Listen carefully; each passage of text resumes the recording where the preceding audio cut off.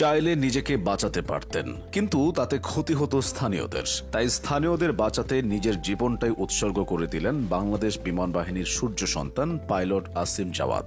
জাওয়াদের প্রাণের বিনিময়ে বেঁচে গেল অসংখ্য মানুষ ও শিল্পাঞ্চলের কয়েক কোটি টাকা মূল্যমানের সম্পদ। পাইলট জাওয়াদের বীরত্ব মনে করিয়ে দেয় বীরশ্রেষ্ঠ মতিউর রহমানের কথা। ৭১-এর এক সকালে করাচির মাসরুর বিমান ঘাঁটি থেকে একটি T-33 প্রশিক্ষণ বিমান নিয়ে অনুশীলনের জন্য বের হয়েছিলেন তরুণ পাঞ্জাবি পাইলট রশিদ মিনহাজ।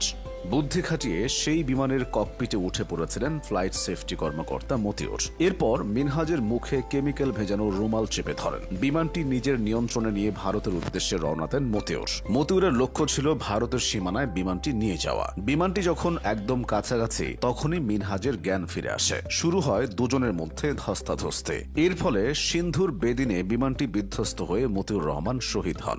বাংলার আকাশকে মুক্ত রাখতে বিমান বাহিনী